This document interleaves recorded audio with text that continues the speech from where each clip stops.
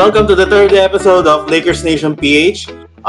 Before we start, we'd like to thank Sam Aquino of the OPM band Nobita for that awesome intro music. After three episodes, we finally have our own intro music. We are joined today by, of course, Andrea from Thailand, all the way from Thailand, and Kenan, all the way from Iloilo.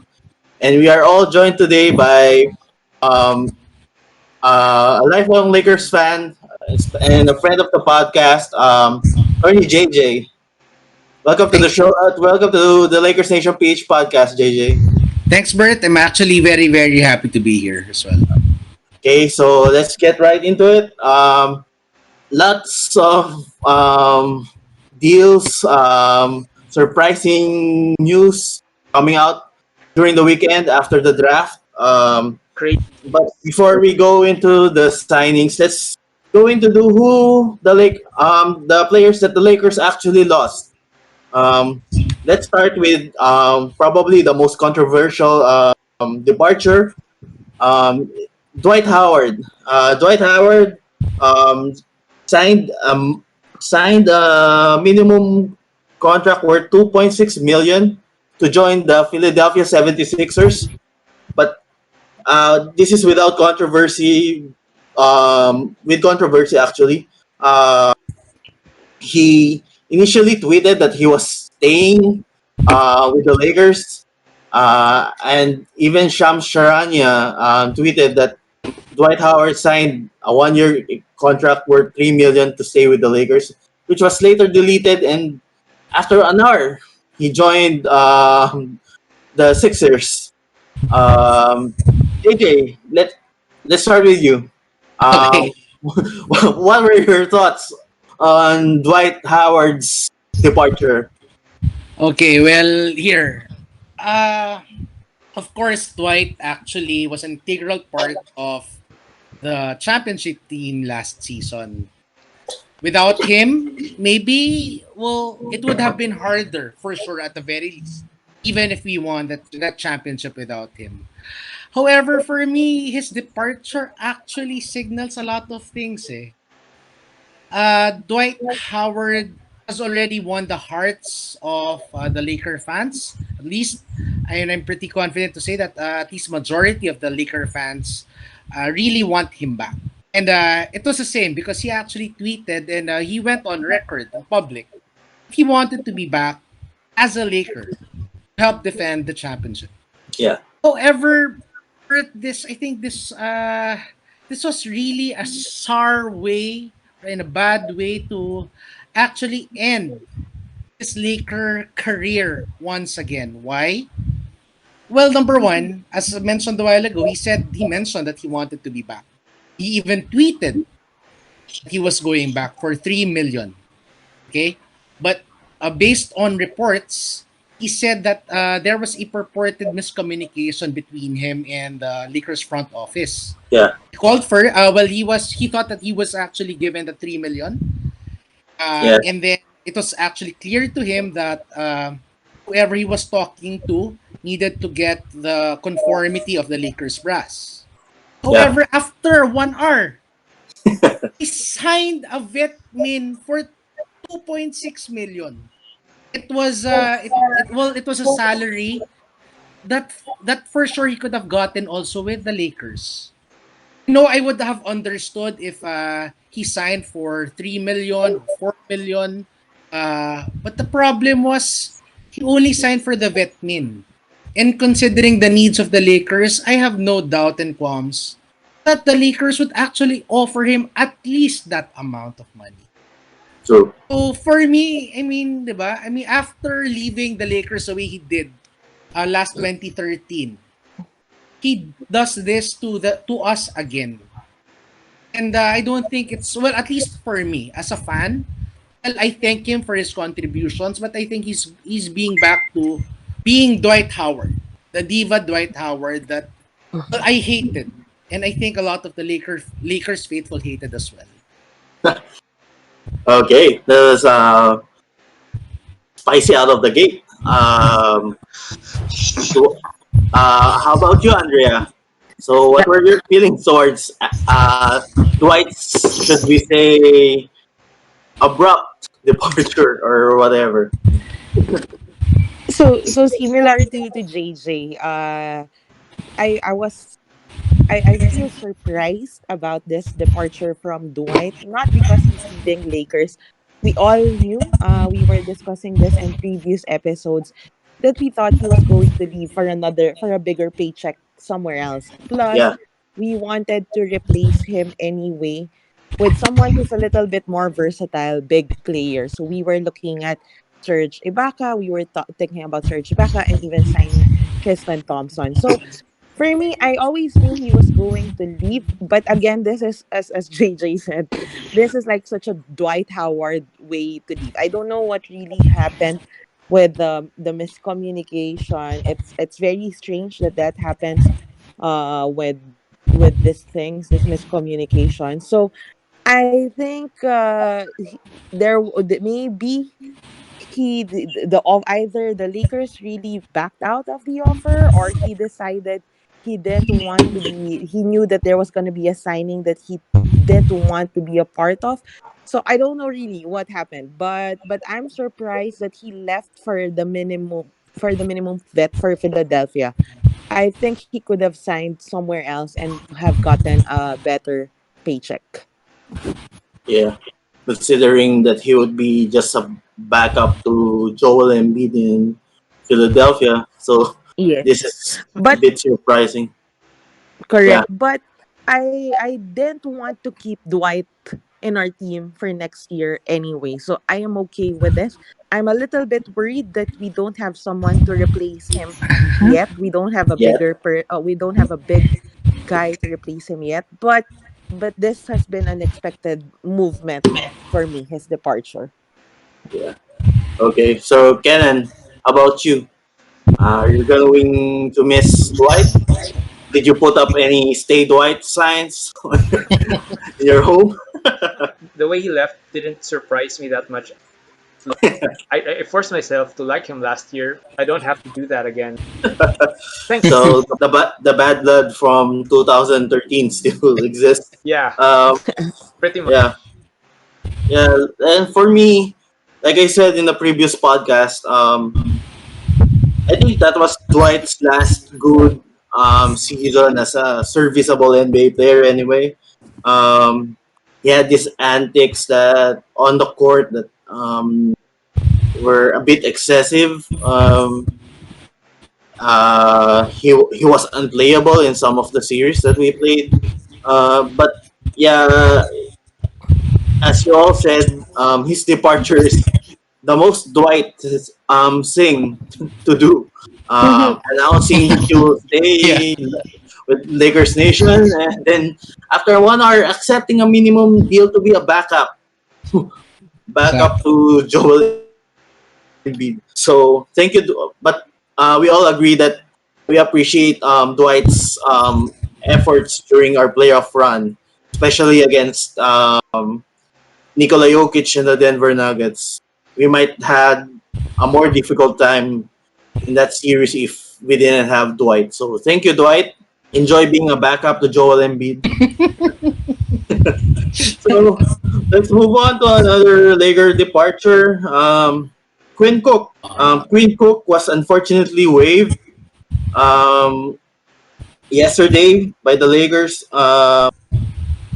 His one, I think his $3 million Salary.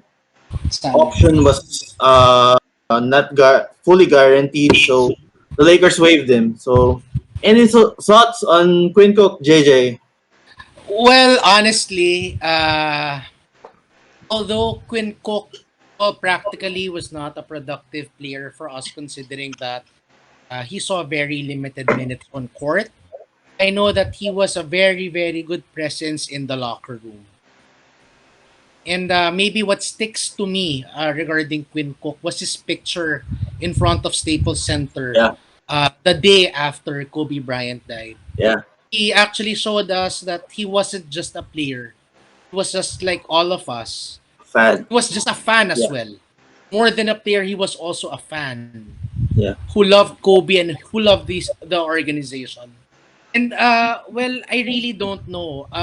For me, him leaving and just paying him the guaranteed 1 million, I don't think it was really that worth it because well, I know we will be talking about KCP later. Whatever I think, whatever they saved there was actually given to KCP for me for a very huge increase in the salary. And well, I believe in regarding these things. Of course, I believe in Rob that he did that for a reason and to make the team better suited to defend the championship. But I actually feel bad because I really like Quinn Cook. And reading all the articles, he wasn't only a good presence in the locker room, he was also good to everybody. Yeah. He was such a down to earth player. And I think that picture, that vivid picture of him crying with the fans in front of Staples, that's what actually sticks to me. So I would like to wish Quinn Cook the best of luck in his career. I'm sure there will be a lucky team that will be engaging his services. Yeah. And I hope he continues a long, long way. Yeah. Quinn Cook, definitely one of the glue guys on our team, and he was always ready when called upon. He was also an instant bucket. So Andrea, like JJ said, Quinn Cook is one of the biggest Kobe fans in the world. What are your thoughts on his departure?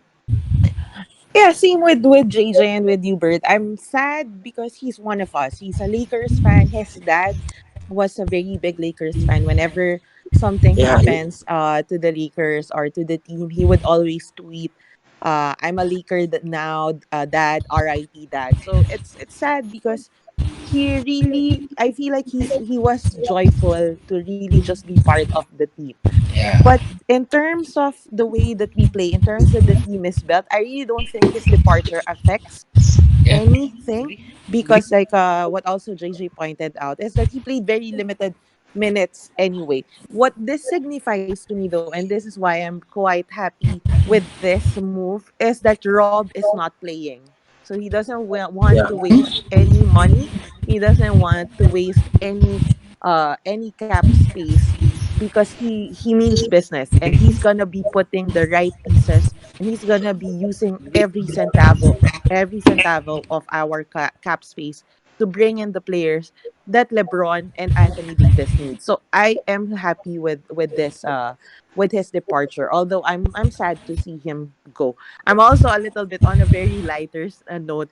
I'm worried because wherever Quinn Cook signs, the team also wins championship. So he went from Golden State Warriors to Los Angeles Lakers. So now I'm like, where will he be signing next? So I don't know if he signed already. I'm not sure if he already found a team. So that's it. But I think overall, this is a good move for us. Again, the other concern is the chemistry. We've lost another one of our glue guys. So we've lost Danny Green, and we're gonna lose Quinn Cook. So this is just something that could be a concern. But it seems like the people that we're signing, and we will be discussing this later. LeBron is really backing those players up. He's tweeting them. Posting photos of them. So I think the chemistry, I'm not that worried about anymore. Yeah. How about you, Cannon?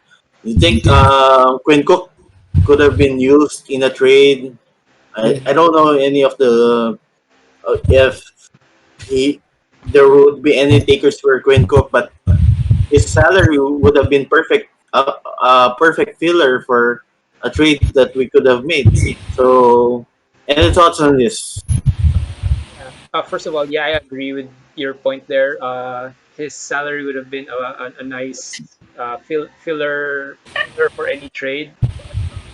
I do see why the Lakers waived him. I think the reason they signed him to that second year that was unguaranteed was for exactly this purpose, for salary shaping. From a fan's point of view, yeah, I'm sad. I liked him even before he signed with the Lakers. I liked him in the Warriors. Like everybody said, he's a Kobe fan, he's a Lakers fan. I'm sad that he no longer plays for the team he grew up rooting for. Yeah. So we are all in agreement that Quinn Cook was really one of us, a true diehard Lakers fan. Just happy that he was able to win an NBA title while playing with us. So, like you all said, I wish him good luck, and but hopefully he won't win an NBA title somewhere else. So let's talk about another Lakers departure. Avery Bradley. This Avery Bradley was before the pandemic was our starting point guard, starting shooting guard, whatever his position was. JJ, I know you liked Avery Bradley. Thoughts on his departure? He signed with the Miami Heat Mm-hmm. for 11.5. 2 years, 11 point something million. Yeah. Mhm. So, what are your thoughts on his Okay. departure? Well, actually, as you said, as you mentioned, I really like Bradley, especially considering his contract of 5 million, and he was a really good starter for the Lakers. However, with the contract that he signed with Miami, I'm pretty surprised. If you add it all up, he would actually be getting $5.75 million per year as a salary. But then, here's the thing. When you look at the contract that he signed with Miami, it states there that the second year is a team option. Team option. For all intents and purposes, especially if Miami plans to go get on the big fish, well, Miami can actually just waive him or not pick up his option. So, in effect, practically for me, the way I see it right now is he wanted that $750,000 increase in his salary for one season. A team that well, maybe at best dark horses to actually win the NBA championship. So I think it was not. I mean, maybe Bradley could have done more. Uh, Maybe he could have gotten a better salary, but for 750,000 and the chance to be back-to-back champions in a Laker team that really wanted him also, I think that's a bit questionable on my part. But So you, I like yeah. him. I like him. I like him. And I'm sure he will be an asset to the Miami Heat team. But do you Sayang think na. but do you think he didn't opt in kasi baka he might get traded? The Lakers will use his salary and trade him to like Sacramento. So he just he just took matters in his own hands to choose the team that he preferred. Honestly, I don't think. Well, I know Rob plays, but I don't think he plays dirty. If ever Rob, this is how I see it. If ever Rob planned to trade him, he would have said so.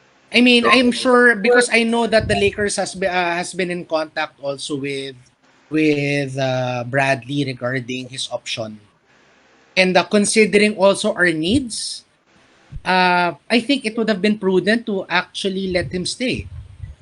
Yeah. And also, I mean, going back to the KCP situation, Bradley for me is should if he was still in the team, I think he should still be the starter.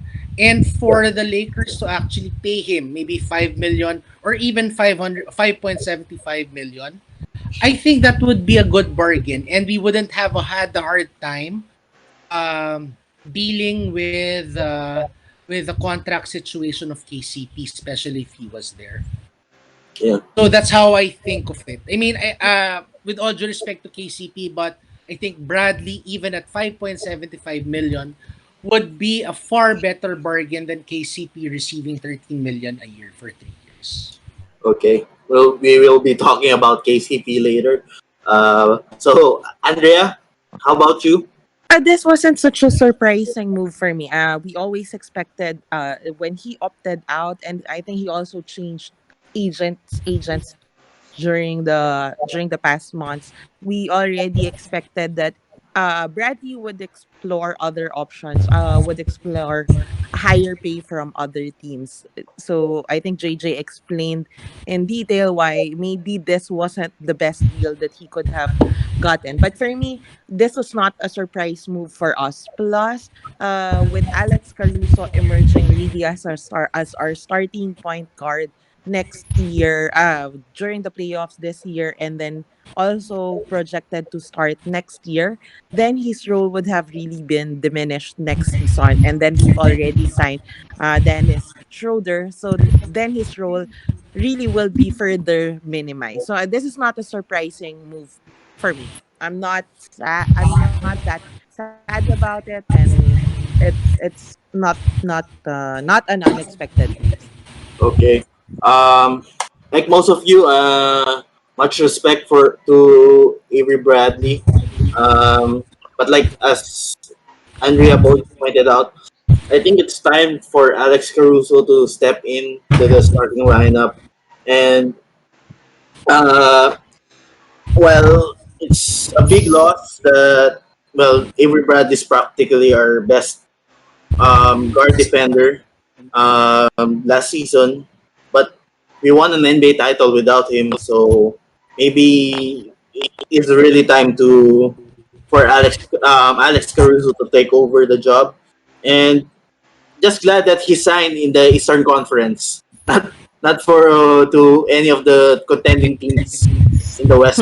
In the West, imagine if he joined like Portland or Denver or even the Clippers. But I don't know if he will go back there. But that would have been potentially catastrophic for the Lakers. Yeah. So Yes. thank Yeah. you, thank you, Avery Bradley, for your services during the regular season.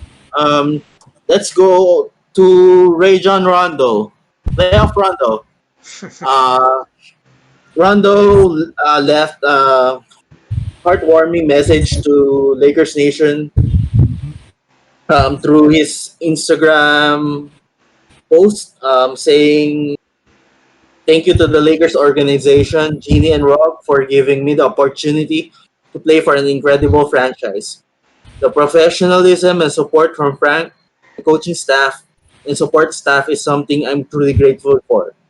With my guys, there's an amazing brotherhood that only we know. To the fans, thank you for welcoming me with open arms from day one and showing me love. Being part of the Lake Show was something special, and I'm proud we've brought it back to you. Now, what's next? What's next is he signed a 2 year, $15 million contract with the Atlanta Hawks. JJ, any thoughts on playoff Rondo's departure? Yes, Bert. Actually, out of all the departures that we had, this one for me was the most respectful and the departure that I really understood the most. He's taking more money, and honestly, he deserves it, for, especially with the way he played last season in the playoff Rondo. Uh, he play. I mean, he was such an underdog, and well, practically before signing with the Lakers, well, after signing with the Lakers last year, he received a lot of criticism that he's all washed up, he's old, he won't be meshing well with LeBron. But I'm really really proud that he proved everybody wrong. For me, playoff Rondo was our third most valuable player during this fantastic playoff run of the Los Angeles Lakers. And I have nothing but utmost respect for him.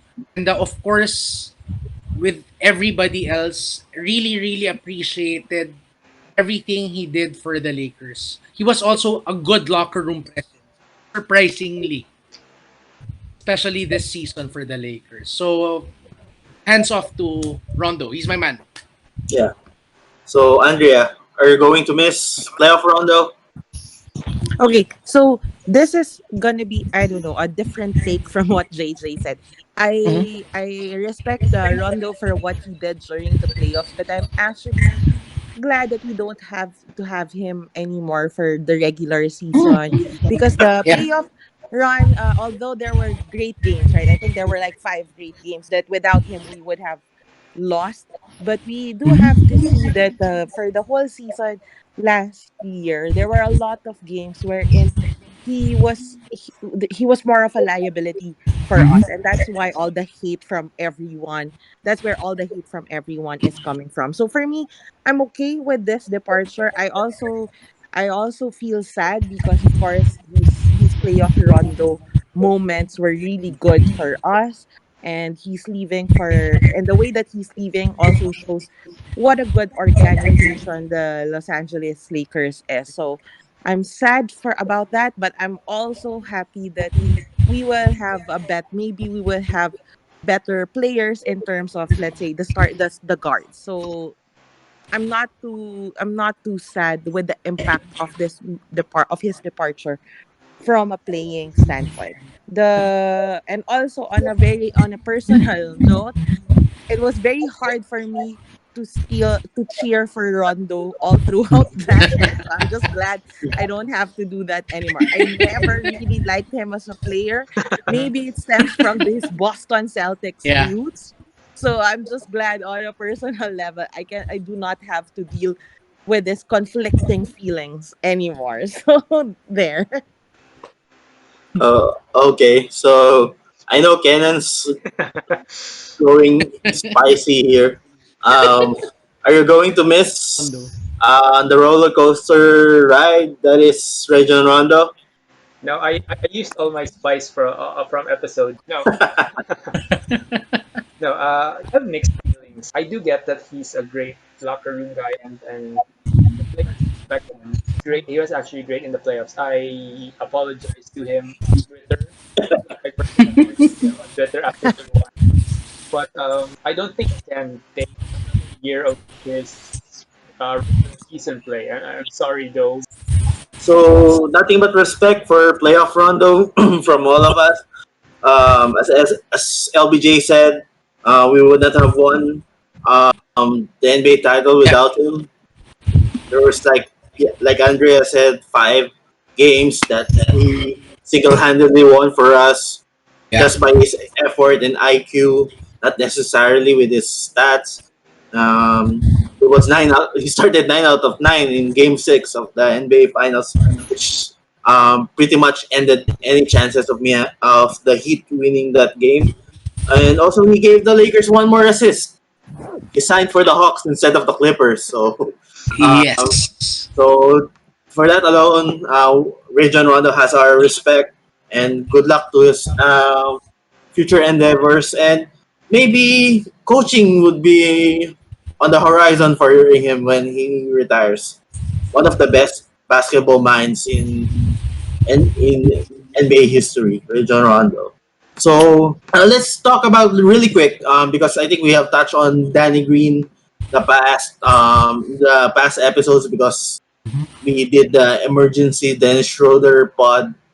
So JJ, Danny Green for Dennis Schroeder. Ah. Mhm. Any thoughts since we will be talking about Danny Green's supposed replacement later? Yes. Well, for me, it was a terrific trade. Very, very good trade. And coming in at the start of the free agency period.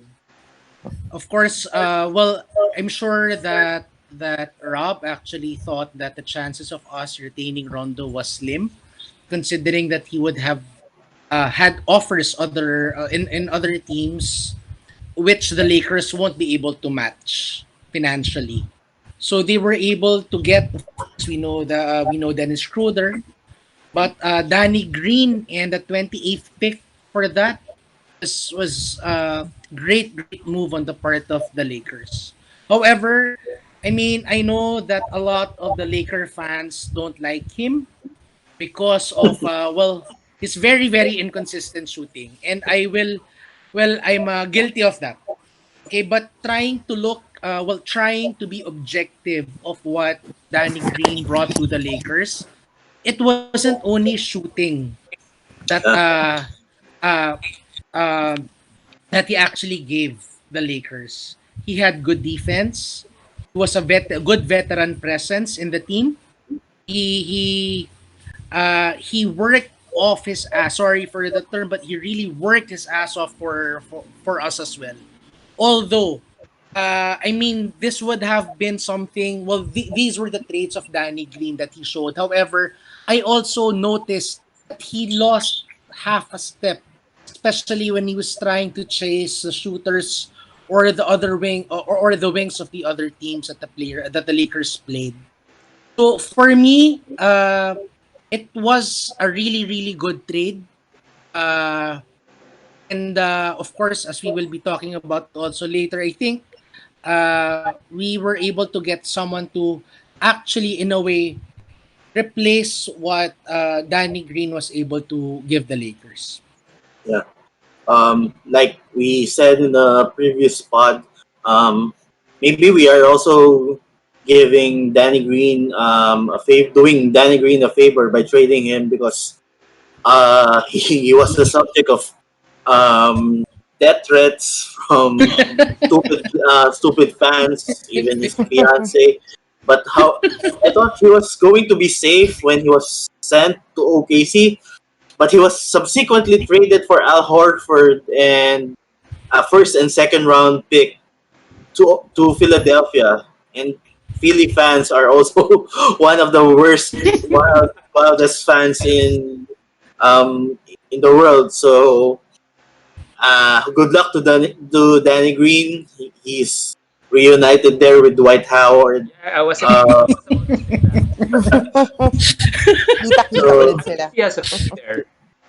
maybe he can teach Ben Simmons how to shoot 3-point shots. So good luck to Danny Green, and um, thank you for his service for the Lakers.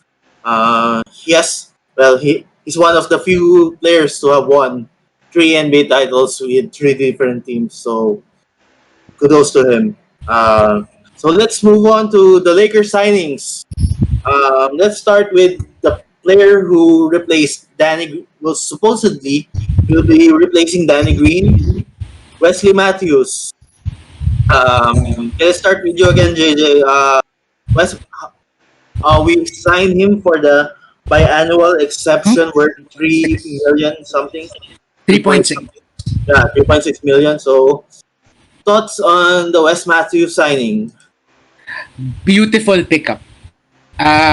The Danny Green, after the Danny Green trade, of course, it became a priority of the Lakers to actually find a 3 and D guy who can, at the very least, mirror what Danny Green was giving us aside from shooting. And I think getting Wes Matthews is a perfect pickup. Why? Uh, Wes Matthews, although of course he's on the backside of his 30s already, still provides steady shooting, and he hounds the wing defender. Well, he can hound the wing players and even the guard players of the opposing teams.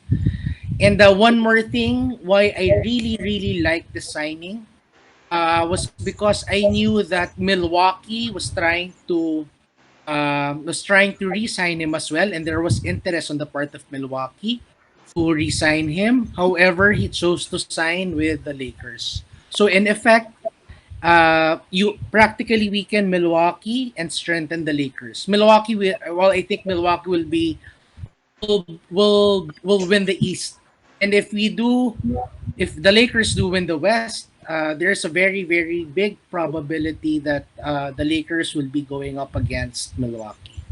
So with that, I really think I give this an A plus signing, especially for what it's worth.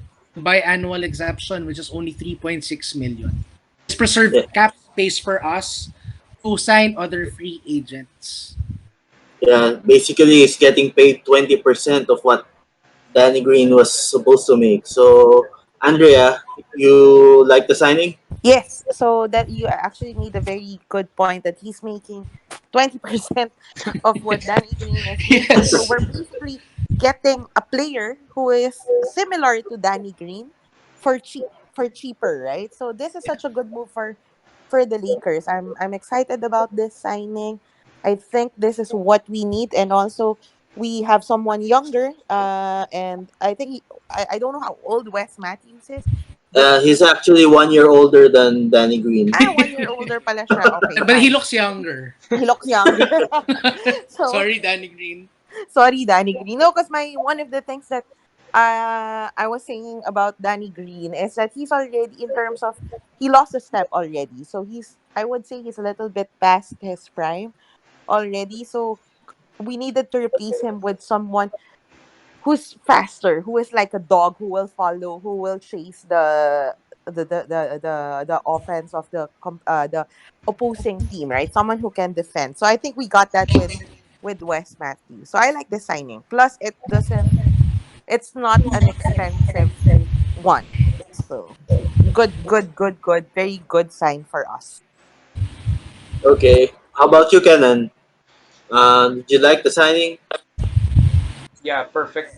I wouldn't say perfect, but a very good replacement for I think Wes Matthews was given a big role last season for by the Milwaukee Bucks. He was the starting shooting guard and was tasked to guard the other team's best player. Yeah, yeah. For a 34 year old Wes Matthews, I think that was too much. But we are getting a player that, well, I think he will just play around 15 to 20 minutes a game. Can shoot, who can defend. I think he will be far more productive playing with LeBron James, who just makes shooters better than Giannis Antetokounmpo and Eric Bledsoe. So I think it's also a quality signing. Like I said, basically we're getting Danny Green at 20% off. No, not 20% off, 80% off. So I think it's a quality signing by Rob Pelinka, considering the crazy money that's coming out of other free agents. Um so let's move on to.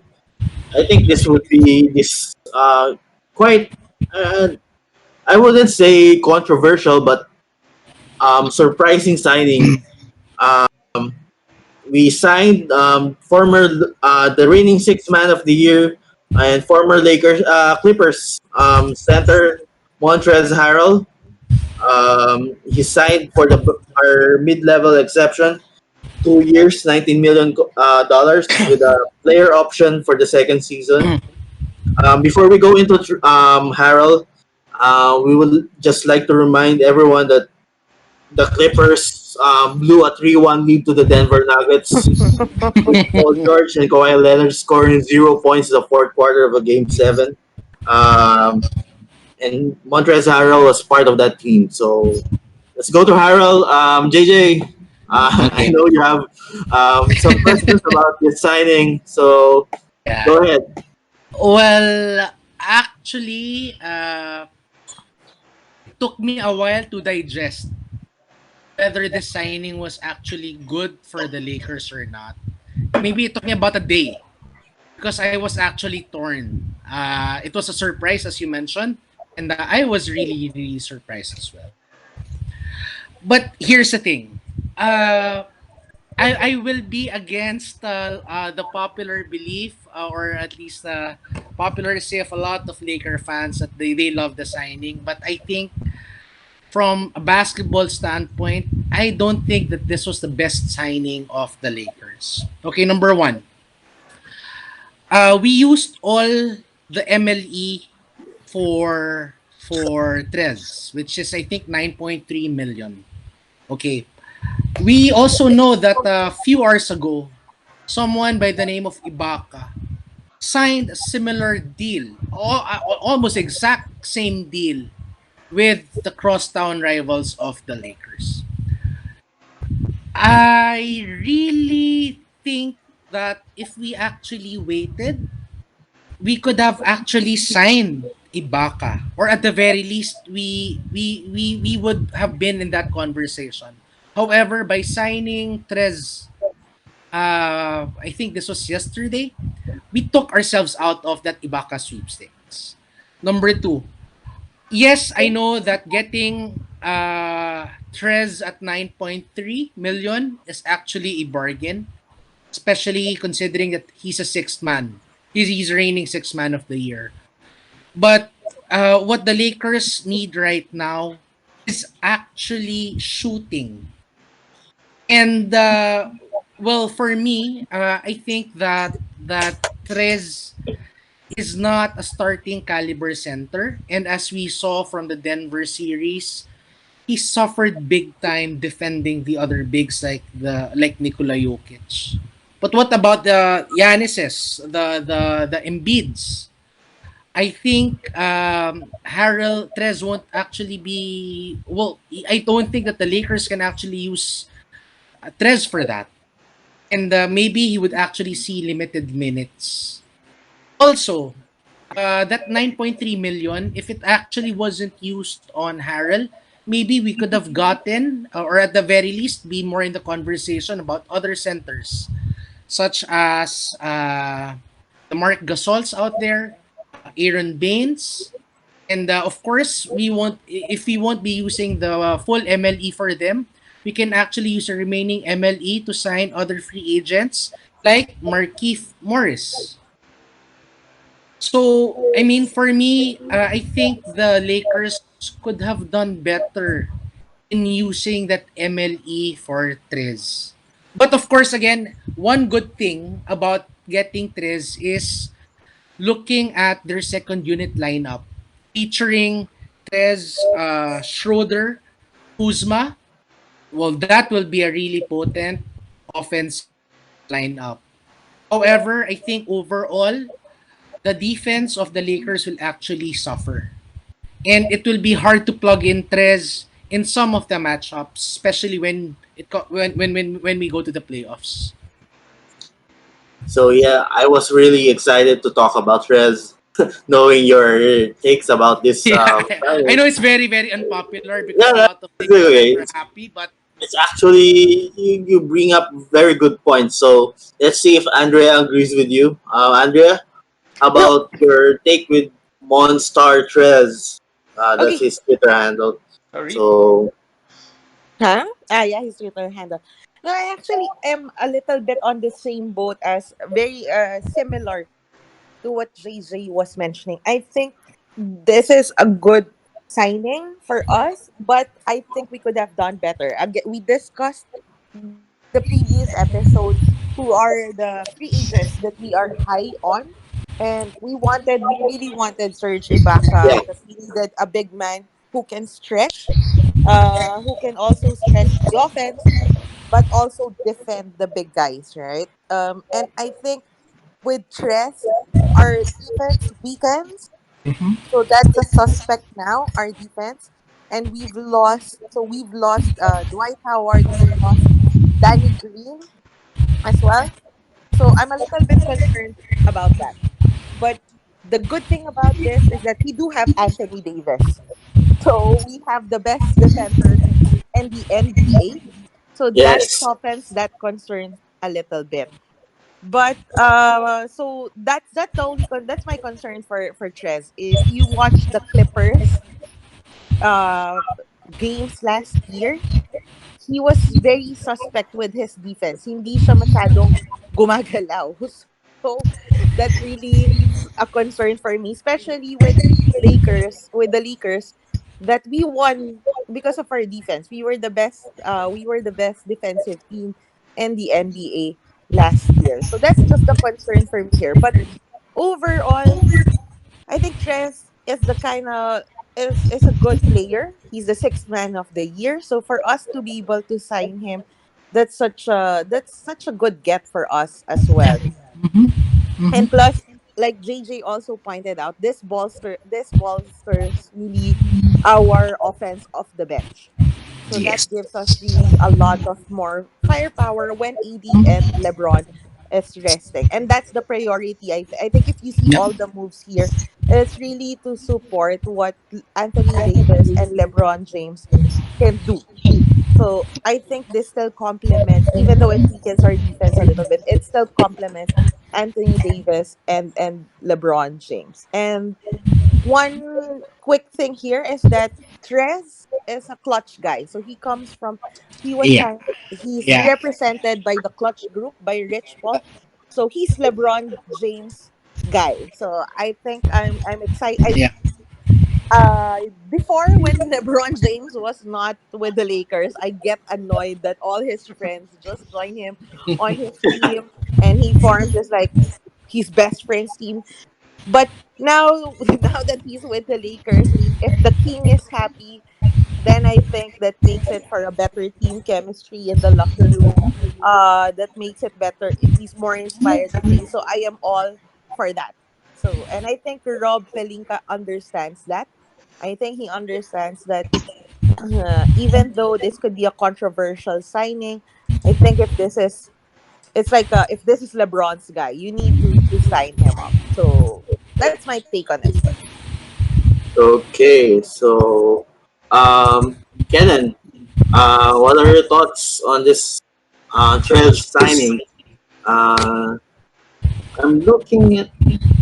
Yeah, I think I'm gonna echo JJ and Andrea's points. I have concerns. I do have concerns on the defensive side because Montrez isn't really exactly known for his defense, and we've already lost key defenders. The Lakers defense were a big part of their identity and fun watching them lock teams up. They do have more firepower than they did last year, especially off the bench.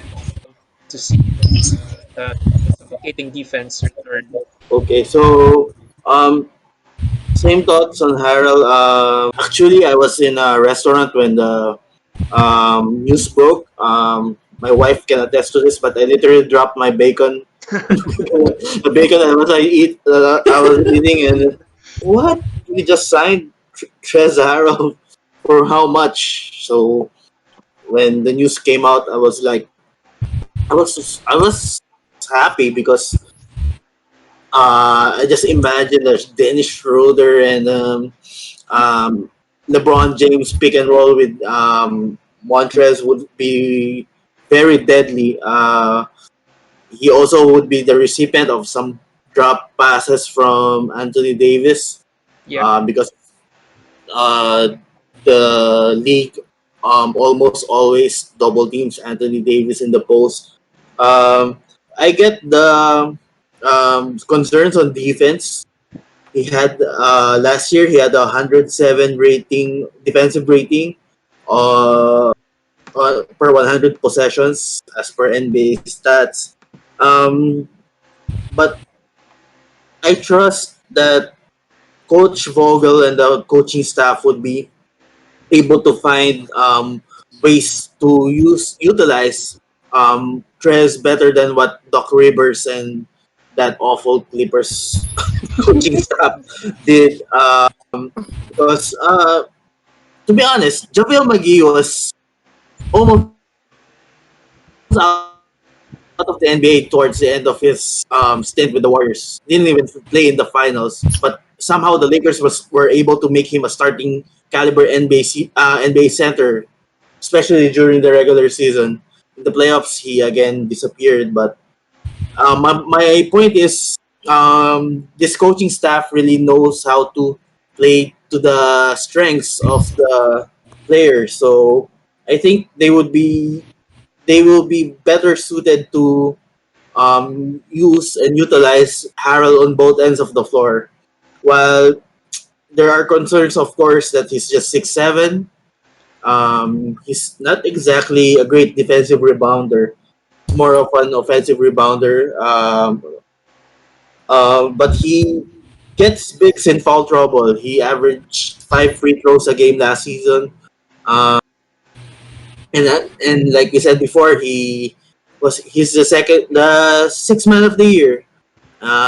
He averaged also 1.1 blocks in just 27 minutes last year. So it's not really that bad on defense, but like Andrea said, we have the best defensive player in the entire world in Anthony Davis. Sorry, Giannis, you didn't win the defensive player of the year last year. It should have been Anthony Davis. So we will talk about this also later. This, like Andrea said, Trez is a clutch client. Somehow we have to pay the clutch tax, Yeah. as what Piper calls it. So I'm really happy with this signing. Let's just wait and see how we round out our roster before I think we can fully judge if Trez is actually a good fit to our team. So let's move on to his fellow clutch mate. I don't know what you call players in the same agency. Intavius Caldwell Pope Yes. signed for 3 years worth, what's it, 41 million, 40 million, whatever the number was. So basically, we got KCP back. So JJ, were you happy with first KCP being back, and second for the amount we paid for him? Well, I'm actually very, very happy that KCP is back, especially after the departure of Bradley to another team. We got more desperate for the services that KCP actually brings. However, I think he is once again overpaid. At 13 million a year bracket, 40 million 3-year deal. It's actually approximately 13 million dollars a year. And if you've seen like what Bradley got in his new contract, which is about 5.75 million with the Heat, it actually is kind of tough to swallow. The amount that ACP actually received from the Lakers. But don't get me wrong. Um, Practically, the Lakers right there we had no choice but to actually get him. He became so well. He already was an important piece of the Lakers, even when Bradley was there, and all the more now that we actually lost Danny Green and Avery Bradley, his value actually went up. So overall, we could have maybe signed some other serviceable players if we lessened the or if KCP took less amount, or if actually KCP opted on his player option contract. But overall, I think this was a necessity that the Lakers needed to pay a premium for. And like what you and Andrea said a while ago, he is also a clutch client. And we cannot, I don't think that the Lakers can afford to make, or at the very least, to destroy Pick up. something, or the relationship between the Lakers and the clutch client. So I think they really, really needed to take care of KCP, although at a very high price. Okay. So how about you, Andrea? So do you agree with JJ's statements? Yes, yes, I fully agree with JJ. I like KCP personally. I really, really like KCP. I used to have very mixed feelings for him when he first signed with the Lakers, because also even then with a different contract, it felt he was a little bit overpaid already during that time. And then it was also when it was very frustrating whenever he could not make shots and he was very inconsistent. But I've grown to love him. I feel like he was a critical part of our championship run. He's a good defender. So I really, really like that he's back. Again, once again, I feel like I really agree with JJ that we did overpay for his services once again. But could we have gotten? Would we be able to sign another player for that amount that we could have saved potentially? I'm not really sure. So I think this is a bet that Rob Pelinka is making, that to keep KCP, we need to pay this amount, and then we'll see if we can sign other players. So I like that he's back with us. Do I like the amount? It depends on who else we will sign. If Yeah. we miss out on a good big, for example, if we miss out potentially, I'm seeing now Mark Gasol, or we're seeing, if we, because we've already missed out on Serge Ibaka, then I would feel very differently with the money involved for this signing. But overall, I'm really happy that KCP is back. I'm sure it would be another 3 years of roller coaster of emotions. If you see my tweets, I always get mad at KCP during regular seasons. I always hate him when he misses shots. But he's a, like I said also in the last episode, with Danny Green leaving, he becomes very much like a must sign Yeah. natin eh. Yes, yes, it is. So I think this is a really good sign for us.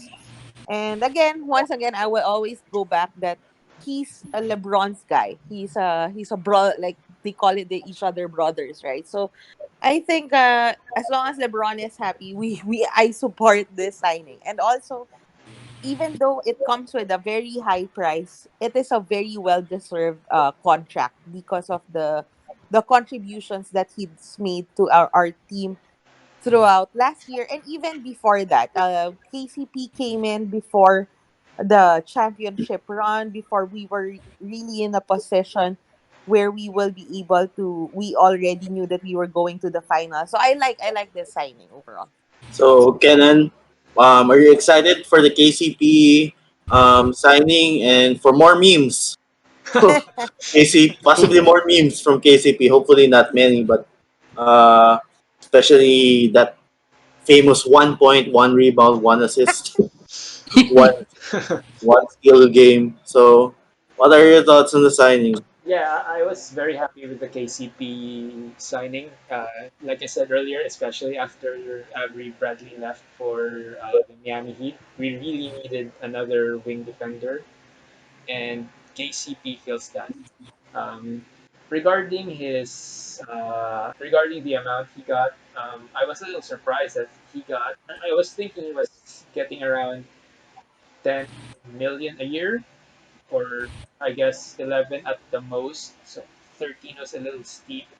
I understand because he was the third best player in the playoffs last year and in the finals, and he was the Lakers' conduit to getting LeBron James first of all, and Yeah. and ultimately getting Anthony Davis. So I guess I understand uh, him getting paid extra this season as sort of a thank you from the Lakers. I think Palinka called him what? Messiah or something. Some biblical term Yeah, when they signed him. Rob made a metaphor. He was like manna from heaven. Yeah, yeah. Yeah, Ah, yeah, from heaven. exactly. Yes, yes. Manna from Manna heaven. from heaven. So for me, the manna from heaven got for me. I think he got slightly deserved pay raise. He was, if not the third best player, he was the third most consistent player during the playoffs. Yeah, yeah. He was good defensively. He hit timely shots. Um, and he's someone who we can plug with every unit, whether he starts or he comes off the bench. We know what we're getting from him. With regards to the amount that he was signed for, I think considering some of the contracts that were signed today or the past few days, we would say that it's a little bit reasonable considering that 30-year-old Gordon Hayward coming off several knee surgeries or broken foot or whatever. Got a 4-year, $120 million deal. Joe Harris, who's 29 years old, 2 years older than KCP, who Mhm. I think hasn't gotten past the first round of the playoffs. Got 75 million for 4 years. Imagine that. Wow. Uh, Davis Bertans, he got 5 years for 80 million. So I don't know if who would pay for, if anyone would pay for that kind except for the Wizards. Malik Beasley, you guys know who Malik Beasley is? Mhm. Actually, he has JJ. He has a felony charge, for I think domestic violence or brandishing his semi-automatic rifle at his neighbor. So, nonetheless, Timberwolves gave him a 4-year, $60 million deal. So, I was um, considering all these ridiculous contracts that were doled out to these players, that I think KCP, we got KCP as a bargain, but also like we previously discussed, this is the clutch tax that we have to pay to appease LeBron James and Anthony Davis, and also KCP is one of our locker room guys Yeah. actually. Mhm. So like Kenan also said, he's like a bridge, a glue, to what the team's schemes are. So I think it's a good signing. The third year is just partially guaranteed, I think. yeah. So overall, I like the signing.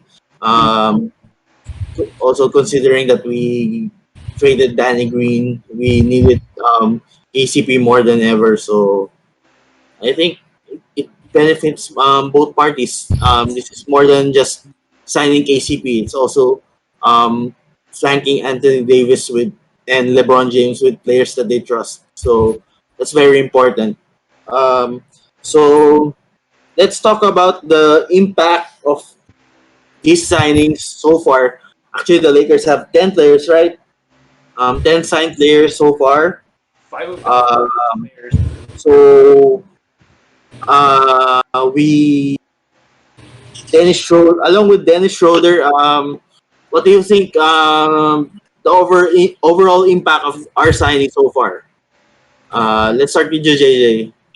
Well, actually, right now, I think that the front office of the Lakers has actually done a tremendous job. I do see the direction that they want to go in, which is actually to give more support to LeBron and to AD, especially Yes. considering the season is shortened. Yep. I think the offensive firepower that they are trying to bring is to mitigate the awful stats of the Lakers, at least offensively, when LeBron James and Anthony Davis sits down.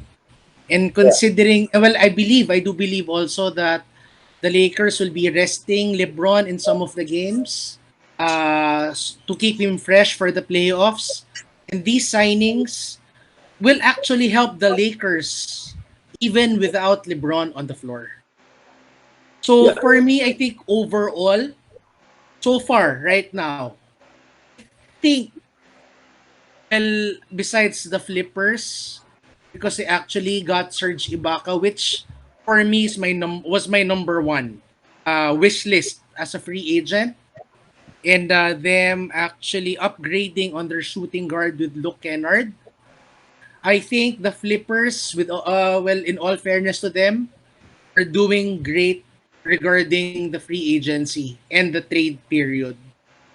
But however, if we do get, let's say, another impactful player, let's say for example, in Mark Gasol for the veterans minimum, and hands down, Pelinka actually did the best so far.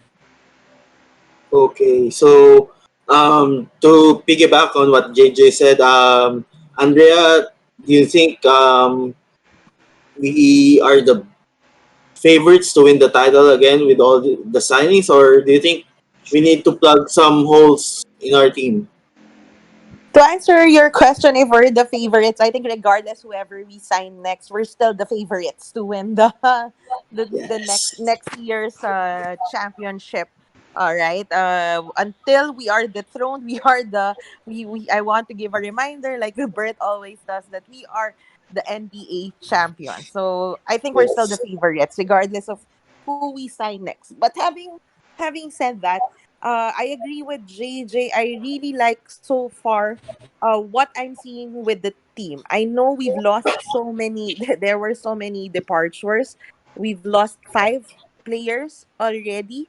And I think that really changes the makeup of the team Yeah. from last year. But it's always like that with championship teams anyway. They always tweak the supporting roles, but the supporting players, but the main guys remain the same.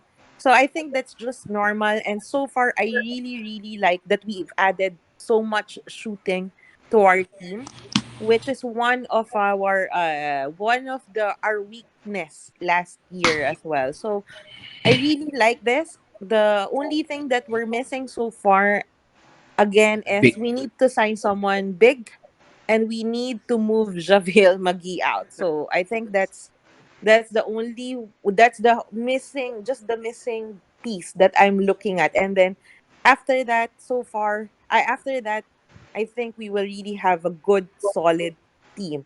And even so far now, even if that does not happen, I'm still happy with the way that I'm seeing all the players that we've signed so far. And also Kuzma is still like a question mark for me actually, but I think we're gonna discuss it next. But overall, I think we have a very very good team. And as Magic Johnson tweeted, nga, you know how Magic Johnson tweet like like he just summarizes everything. He was saying that Rob Belinka with all these signings is already going for executive of the year for next year's season. So I Classic, agree with that. classic Magic Johnson tweet. Yeah. So, yeah. So, Kenan, do you agree with their assessments and also Magic's tweet? Yeah, I agree. I like the roster construction as it is. Like I said earlier, there are a few defensive concerns, but they make up for it with offensive firepower, and, and I guess that balances it to a certain degree for now, at least. And I'm sure Rob's not done making deals. We can just get hopefully another big, like they said earlier, Mark Gasol preferably, and I'd be more than happy at that point. They can sign whoever for roster spots 12 to 15. They can sign whoever, and I'm already happy with the construct of the team. Even before we signed Trez Harrell and Wes Matthews, there was this narrative on Twitter that when the Bucks supposedly traded for Bogdanovich, uh, and the previous day they got Drew Holiday from the Pelicans, that they had the best starting five in the NBA. And of all people, during one of the episodes of The Jump, I think, of all people, Paul Pierce vehemently disagreed with that statement, saying that the best starting five in the NBA is Anthony Davis and LeBron James and three other players. So, like what all of you said, we are the favorites regardless of who we signed because we're the defending champions and we have the two best players in the NBA. But the players that Rob signed, like what JJ said earlier, allows us to field lineups that don't necessarily had to have AD or LeBron on the floor. Something we couldn't do last year, right? We needed one of AD or LeBron on the floor because our team was like G, G League team without LeBron or Anthony Davis on the floor. So having Schroeder and Harold basically becoming, I think, an upgraded version of the Lou Williams and Trez Harold pick and roll for the Flippers is really a huge get for the Lakers. Also, we got younger, right? Uh, Yeah, that's Dwight Howard is 34. Trez is 27. Rondo was 34. Schroeder was 27. Is now 27. So they're all of the same age with Anthony Davis and KCP. So I think what we all get what Rob and the Lakers front office is trying to do.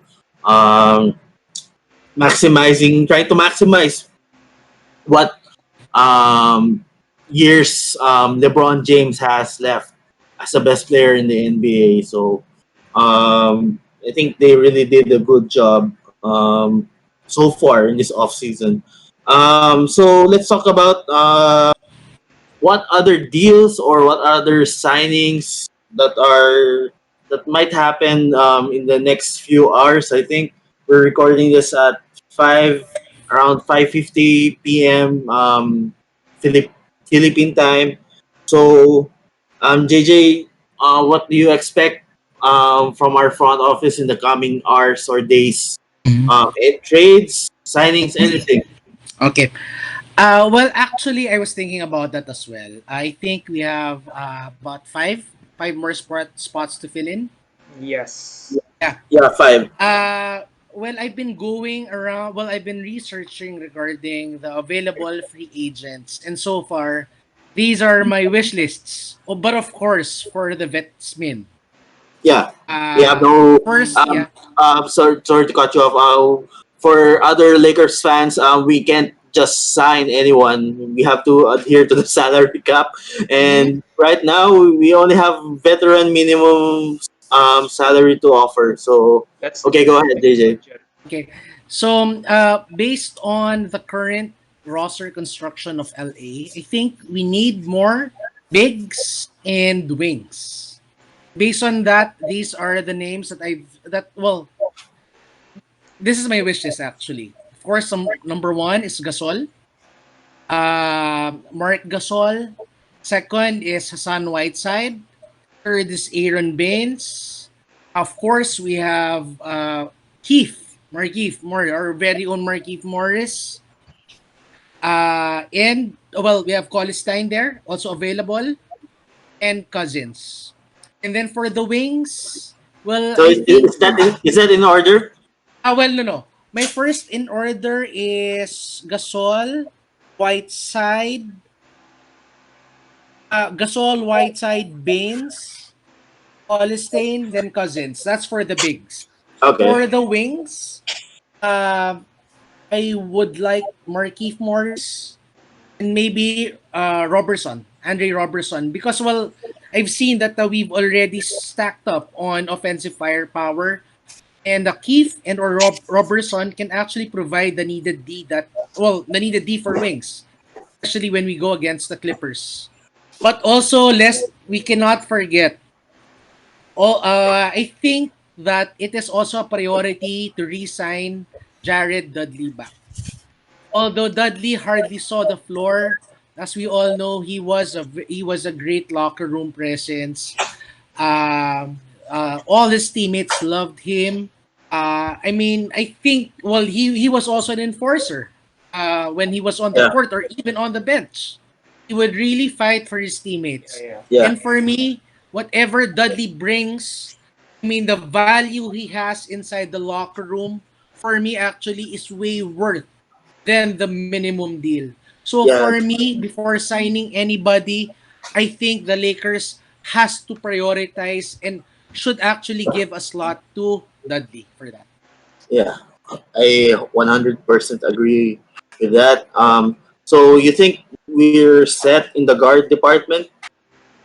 As of now, I think we are. And well, just have to plug more holes. I mean, I don't think we can ever lose track, or we can have I think we should actually ponder and get the 3 and D wings, or at the very least D wings. And I think this will go a long way, especially when we go against the pandemic piece or even the Diva Kawais out there who think that they are the king of Los Angeles, the fake kings of Los Angeles. I think this will actually help stymie them more and bring Yeah, them back in.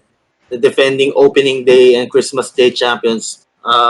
So Andrea, how about you? Galit na galit tayo. Yeah, sorry, I'm really really angry with the flippers. Like I'm sure with Bert, I don't know with you and with Kenan, but I hate the flippers. Yeah, same. We share the same sentiments, and we share the same The feelings. hate is unanimous. Uh no, so I with the remaining moves that we can make, I agree that we need to make signing someone big as a priority.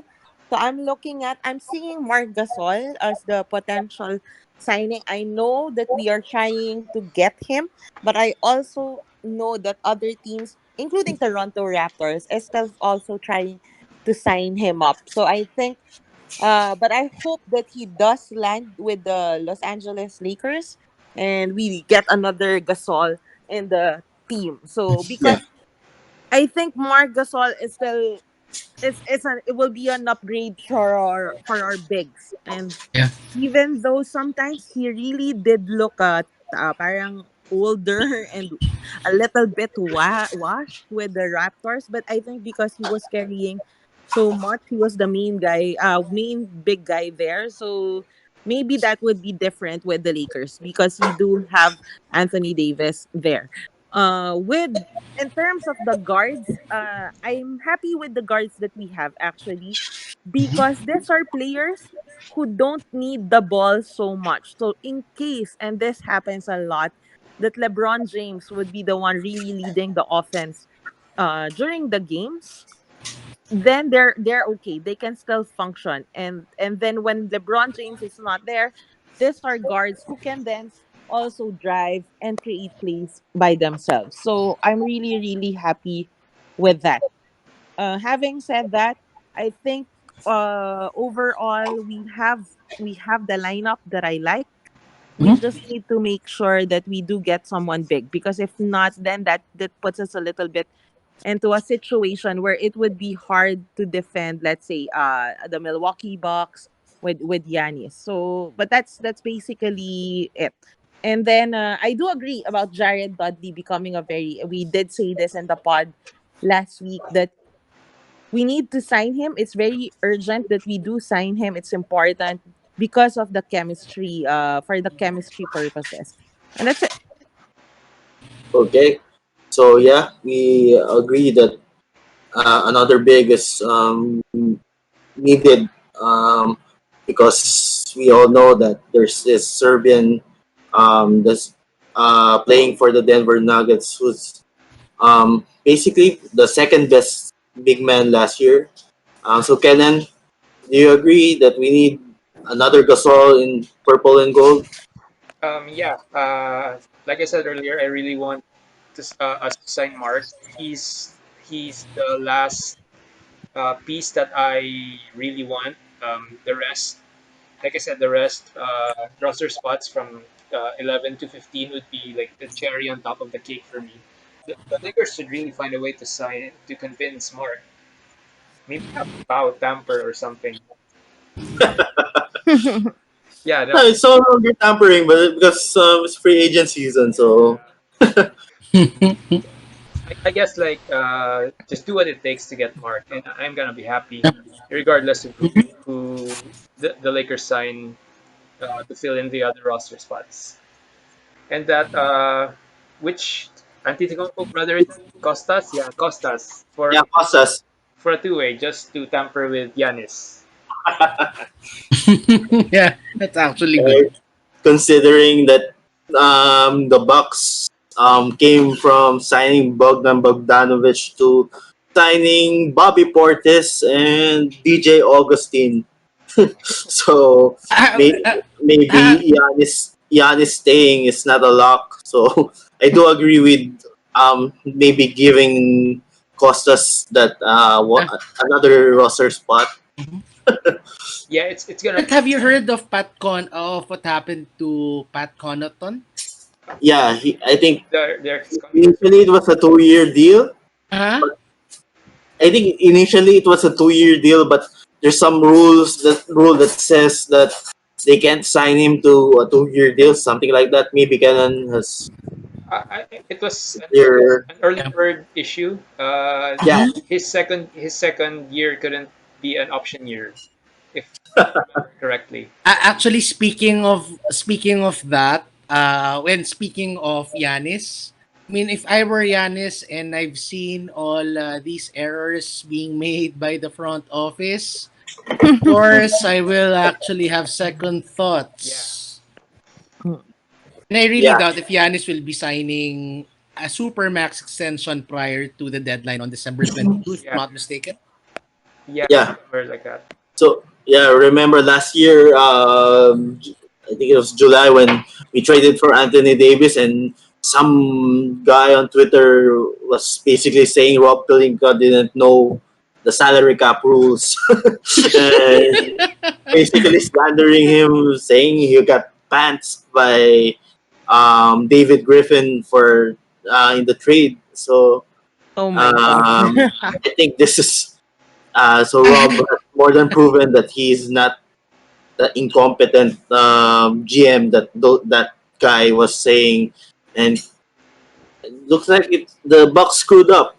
Big There's a time, big tampering, time, there's a tampering big time. issue. There's and this well, basically they don't know the basics about contract signing. So very interesting what will happen to the Bucks in the coming days or months. So for me also, I would like to sign Marc Gasol. I agree with Andrea that he is past his prime, but Mhm. like in Montrezl Harrell's case, our team basically is one of the most versatile teams last season. We were able to play against big front lines. For example, Portland had Whiteside and Nurkic. We were able to go small with Markeith against the Houston Rockets, and then we were able to match Nikola Jokic by playing Dwight Howard against him. So signing Mark Gasol for the minimum will be a huge boost to us, and will retain the flexibility, the completeness of our team. Will basically we can match up with any other team on any given night. So with the lesson workload on Mark Gasol, I think he still can be a very productive player. For as for the other centers, Aaron Baines, a bruiser. He has his Twitter account. Well, fake Twitter account that Aaron Baines fans love. That's a must. You guys should follow. That's very funny. I also want to sign Markeith Morris. Also, I hope he would accept the minimum, but considering his brother made 64 million for Yeah. Yeah. 4 years, Uh-huh. uh, Practically impossible. I think it's practically impossible to sign him. He also switched agents in the off season, so Oh, maybe really? he's looking for a bigger payday. So other notable free agents still available. Hassan Whiteside is what would you call him? Uh, an, a very controversial player to say the least. Mhm. He puts up stats, but and the analytics I don't think are very kind to him. Yeah. I think Kennan can attest to this. So I don't think he's on the radar. But let's see if LeBron signs on this signing, then maybe he will be an upgrade over JaVale. Um, Other guys, uh, Austin Rivers. What are your thoughts on Austin Rivers? I don't know if you guys like him, but I think he's a very feisty. Mhm. Kent Bazemore. He's 31, but and coming off an ACL injury, I think so. Mhm. Maybe we can take a flyer on him. And Torrey Craig, um, you guys remember him versus the Nuggets? Mhm. He was one of the primary defenders um, trying to stop LeBron. Maybe we can take a look at him. He's 29, just 29 years old. So maybe we can sign him to a minimum. So, and Michael Kidd Gilchrist, you guys know that he's just 27 years old. Oh Wow. my God, He's serious? only 27? He feels like he's in Goodness. the league for 35. like 10 year, 12 years. Oh my God, He's I feel only like, yeah. 27. He's just 27, so he's Goodness. unrestricted free agent. So maybe we can take a flyer on him. He's a Yeah, good yeah. defensive player actually. I like Yeah. Uh, I like there's him. no I like shooting, him. but maybe as a 13th, 12th, 13th guy, he would be a great Yeah. good signing. Lastly, of course, Jared Dudley. We all agree. Mhm. Maybe the number one priority right now to sign him. Yes. Mhm. Really, we really need his locker room presence. And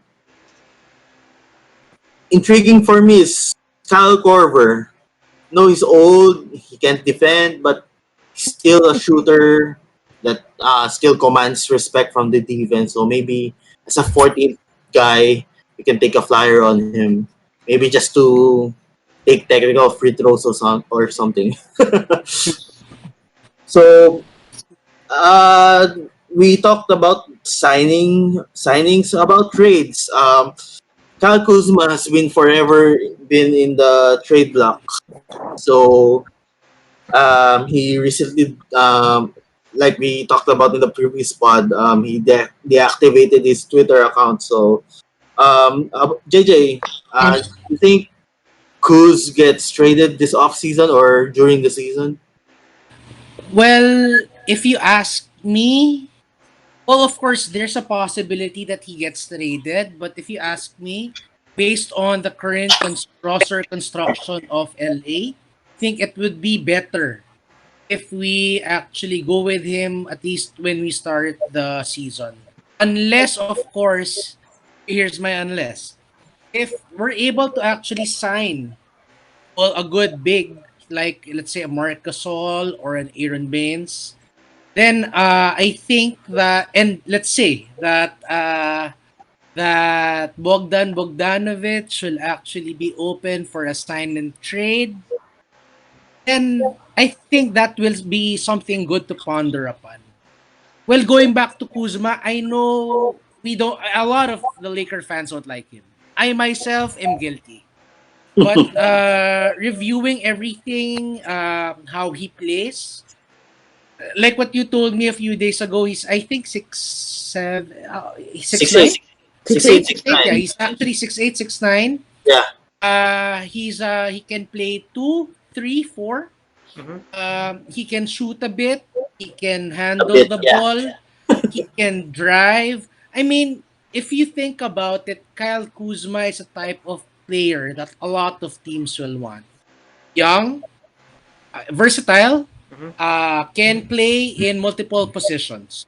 The only problem right now of Kuzma is he is not really that good or great in any of those aspects. However, considering his age, well, he's 25. How old is he? 25? 5. 25. He's 25. There could still be room for improvement. And if he masters an aspect of his game, let's say shooting, defense, rebounding, passing, or even ball handling, then I think Kuzma's value will go way up more. So, I mean, we can still use him, and I'm pretty sure he will still be producing. So, I think right now it's better to actually stay first with him, especially considering that his market value is low right now. And if he does improve, especially into the season and before the trade deadline, then maybe we can flip him for some other player who can actually help the Lakers more. So do you think he can crack the starting five? He will Or not crack the starting five, Bert. I don't think yet he will crack the starting five. I think he's okay, better suited. He's better suited to play.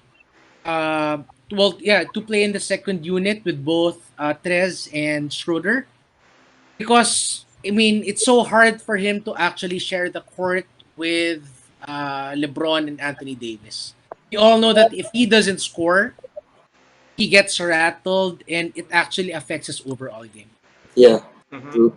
How about you, Andrea? Have you had enough of Kuzmania, or still buying stock?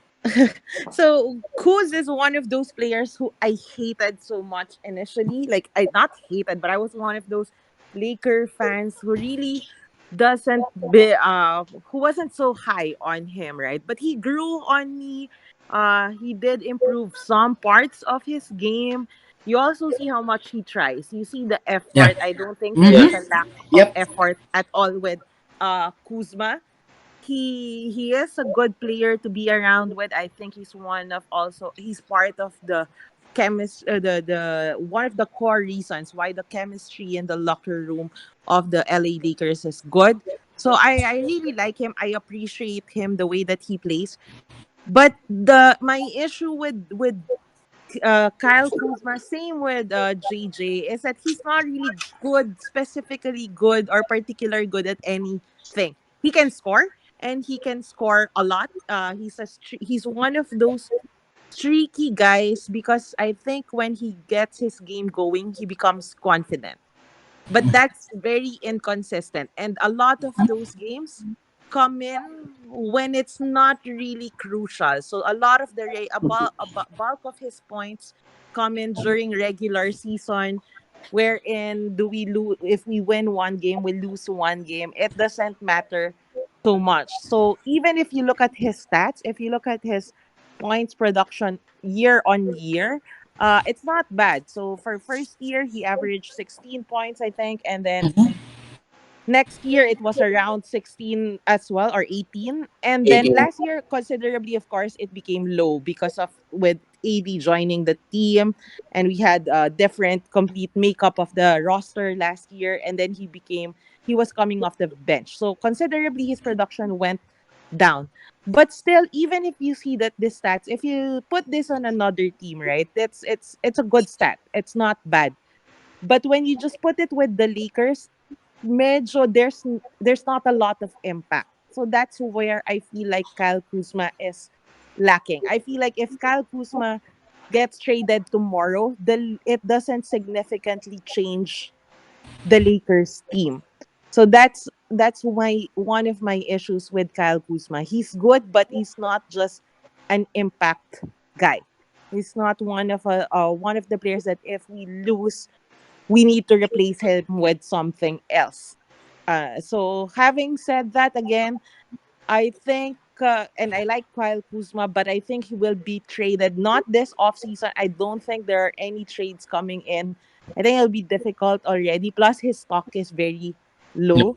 But I think by next year, during the season, before the trade deadline, he will be traded. I think we need someone we need to have someone who brings in a little bit more consistent shooting and better defense than Kyle Kuzma. My favorite footages, not favorite in a sarcastic way, of Kyle Kuzma are those footages on Twitter wherein he's being left behind the rotation all the time, and that stresses me out so much. As I'm sure all the other Lakers fans are stressed out so much by it. So I think he will be gone at some point, but not this off season, not during this free agency time. I don't think so. Yeah, Kuz is one of the customers of the Michael Porter Jr. pump fake. He falls to it every damn time. So, how about you, Kenan?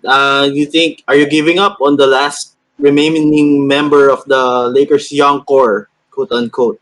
I guess you already know that I'm a Kyle Kuzma fan from day one. I don't think he's going to get traded this offseason. I'm sticking to my guns with what I said no first or second episode when I said that at the earliest he's gonna get traded at the trade deadline or it's somewhere in the middle of the season, and I think he's going to get signed and traded next off season when he becomes a restricted free agent. I think he's gonna seek something a substantial pay raise, which the Lakers aren't gonna give him, given the Giannis chase. So he's gonna look for somewhere else, and it's gonna happen via sign and trade, I guess.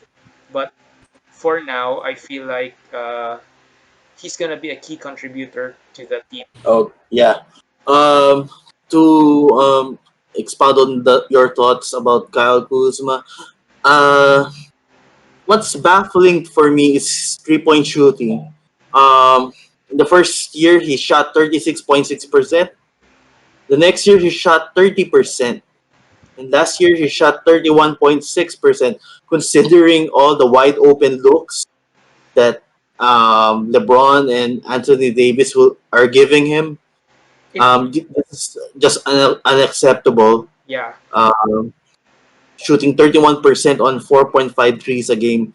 So I don't know if this is a mental thing with him or anything, but I agree with all of you that unless it's for a really, really good upgrade or player, um, we should not trade Kyle Kuzma now when his trade value is at an all-time low.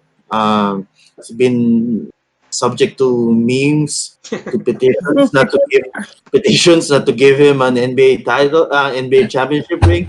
Uh, Also, very interesting point about what Kenan said about the sign and trade.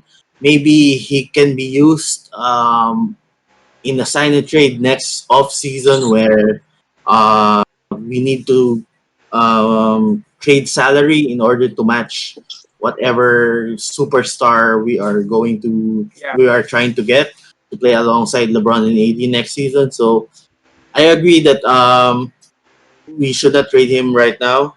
But if we are going to trade him, let's do this quick. Who for which player would you trade him, JJ? Actually, I thought about this before. I initially agreed to it, but come to think of it, I don't. And I think this is a trade trade of Kyle Kuz. Well, sorry. One of the things I thought about was Kyle Kuzma plus JaVale McGee for PJ Tucker. Mm. But right now, I'm reneging on that because, Tucker is already 35.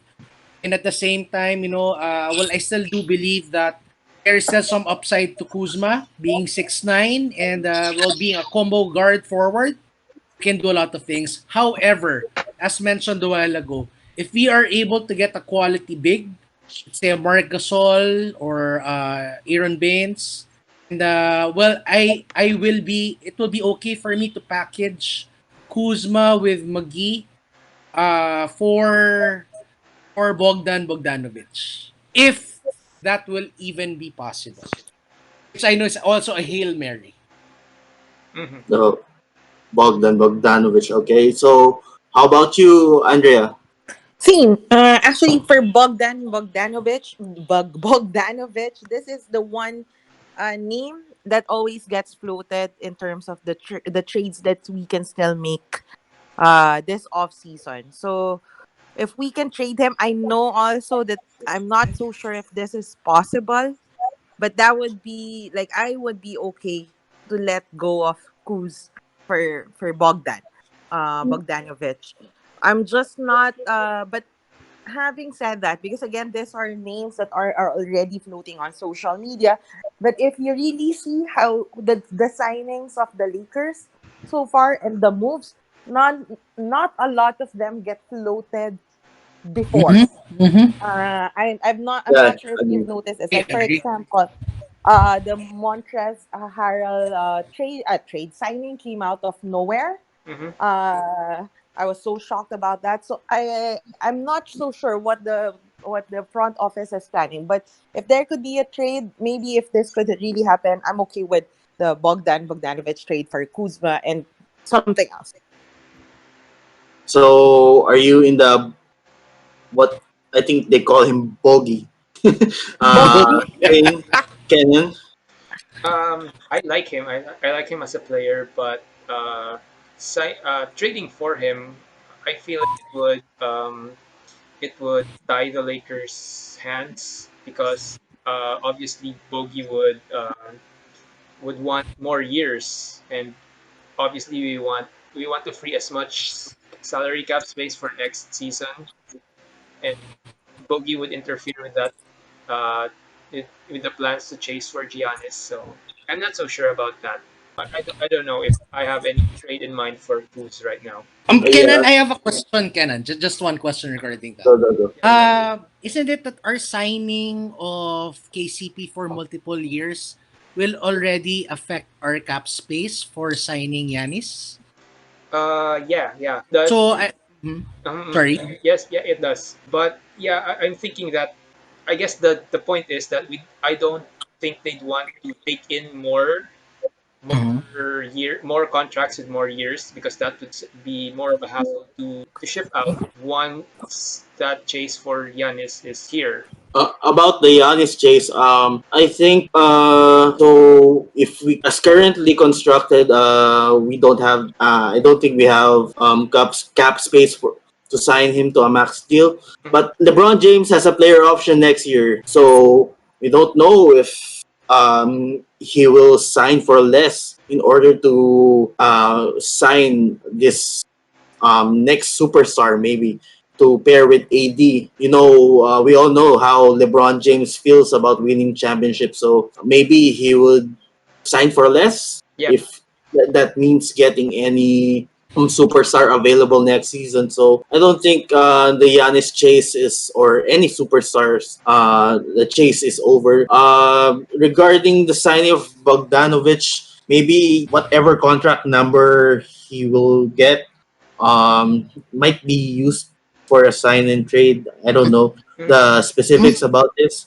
But right now, as currently constructed, I don't know if we need Bogdanovich right now Mhm. because, like most of you said, that Kuzma's height at 6'8", 6'9", and he has improved defensively, would be a real asset for this Lakers team. And Uh, controllable who's contract. yeah, Yeah. controllable contract. And we are a bit undersized on the wings. Bogdanovich is 6'6", and he's really a shooting guard. Uh, so Mhm. I think we are good with keeping Kuzma and giving him another chance this season. So Mhm. uh, let's hope he can improve on his dismal showing last season. Maybe start focusing more on shooting than his fits. Yeah. So I think His that will help social improve. media. But he deactivated his Twitter na. So Yeah, might be a maybe. good thing Yeah. that Yeah. he deactivated. So let's go to some questions. We ask some of our followers on Twitter, Instagram, to send in their questions for the pod. Um, so let's start with a question from our Instagram page from. Hopefully, I can pronounce his name correct. From Kaloiski. Kaloiski with three E's in the. Uh, Kaloiski. yeah. Is Harold the sixth man or part of the first five this coming season?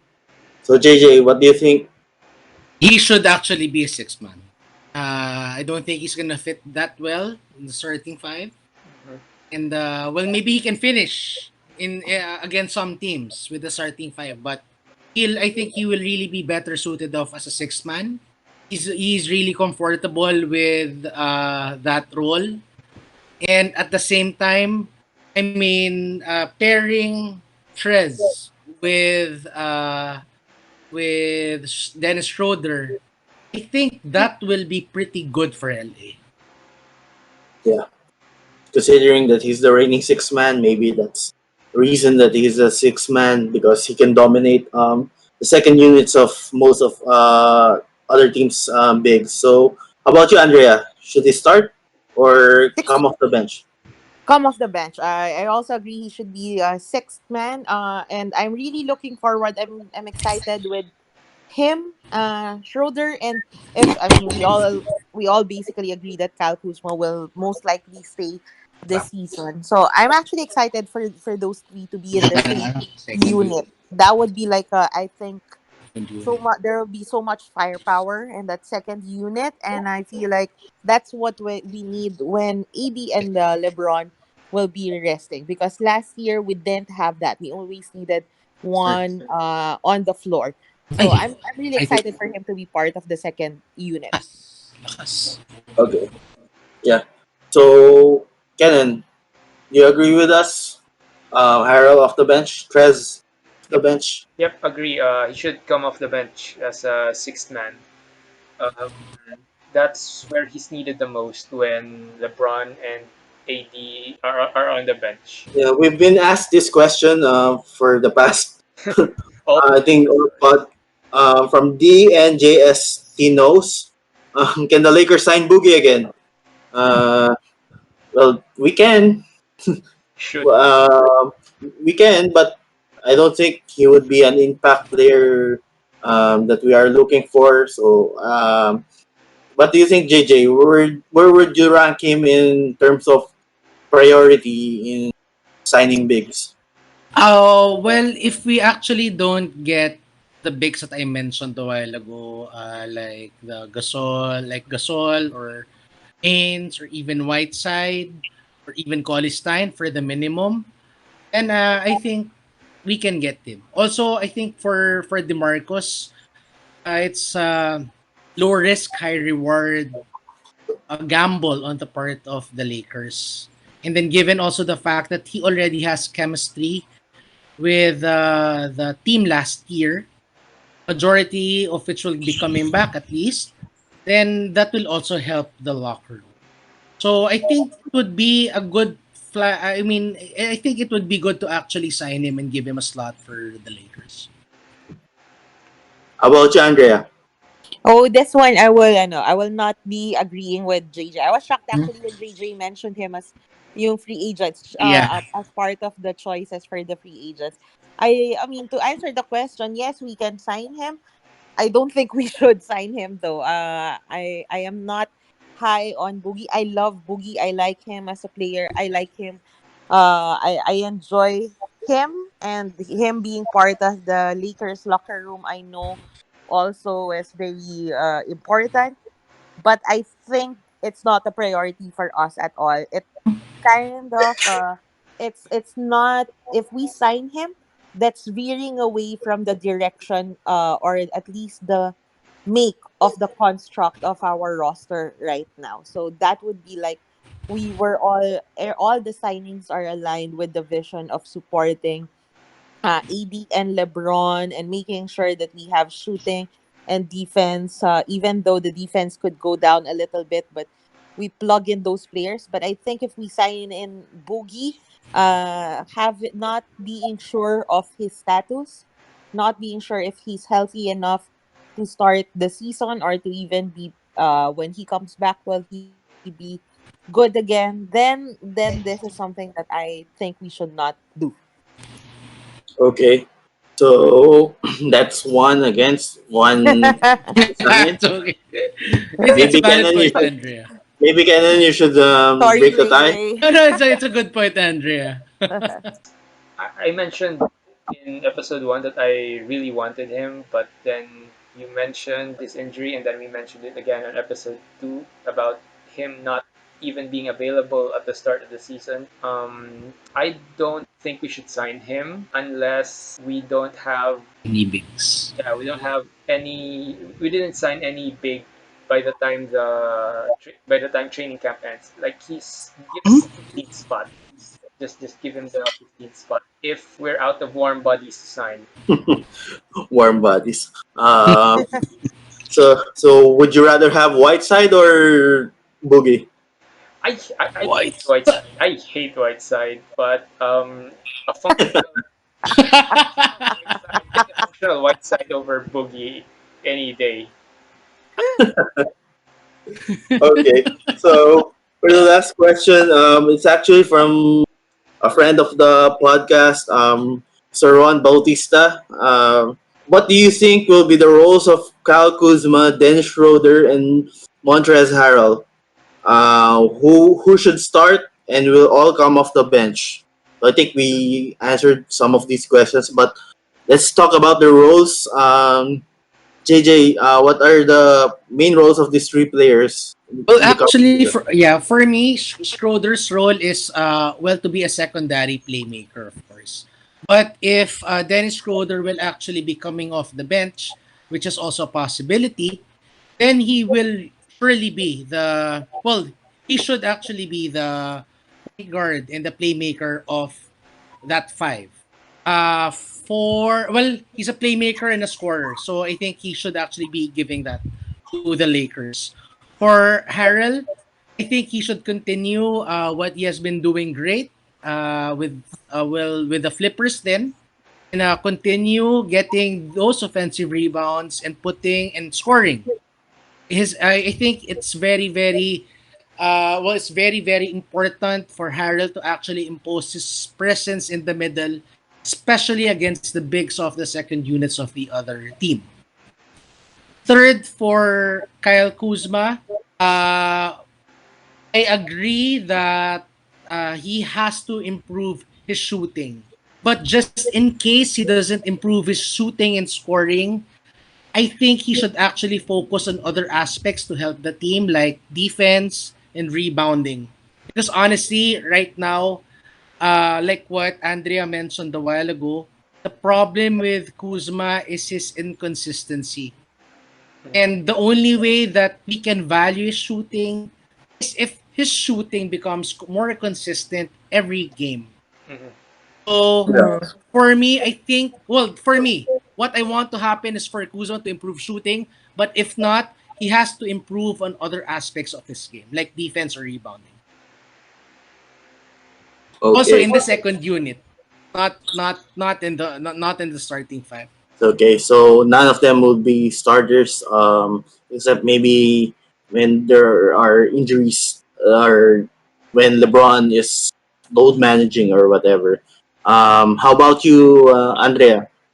I agree with that. That they would be coming off the bench. This three, and I think I've mentioned earlier that these three players would be our source of offense when AD and LeBron are sitting on the Mm-hmm. bench. So as I've said, I'm really excited for this three to be playing Yeah. together. And actually, with Schroeder, he can create plays. So having Trez there, I think we would be expecting some lobs there as well. So I'm pretty excited here.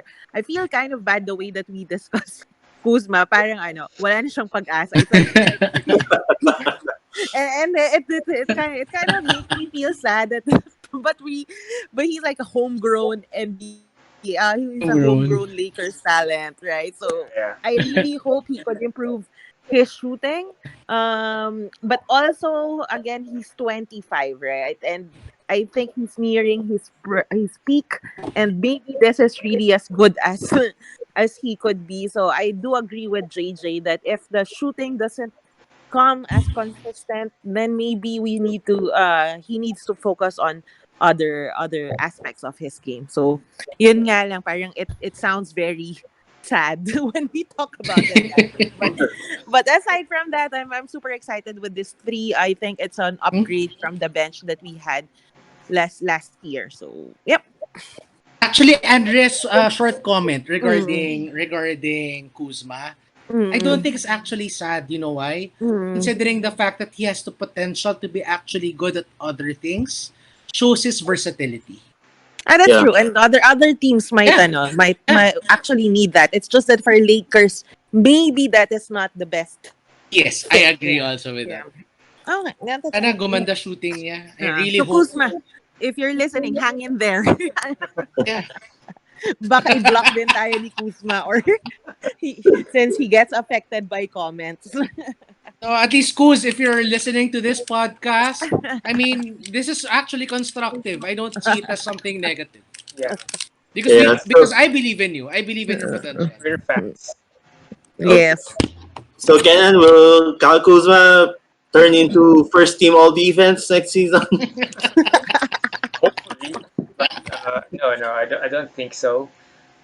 Um, I agree. So yeah, you can answer the questions. Yeah, I agree with the previous two answers. The Trez, Schroeder, and Kuz will all come off the bench and provide offensive scoring energy. And Kuz has been pretty solid on defense, so he helps there. And maybe give the Lakers a boost whenever, like you said, LeBron and AD gets load managed. Yeah, they all come off the bench. I feel like that's pretty much certain at this point. So maybe he can step into the main wing stopper that we all think he can be. Yeah. I think Laker Film Room, shout out to Coach Pete. He detailed all the defensive improvements that Kyle Kuzma has had in the Mhm. past year. Hmm. Um, like we all said, his 3 point shooting needs to improve. Um, who's that on Twitter? Little Shooter, maybe you can further improve his shooting. I think he still has room to improve. As you said, he's just 25 and a 6'8" wing who can guard maybe two to four, two, three, four position players. Also, maybe in the games that LeBron sits or Anthony Davis sits, he can start and maybe he can get confidence by starting some of those games. And but I think more importantly, we need him to finish some of the games Yeah. because actually Yes. that's more important than starting. Hmm. Um, Mhm.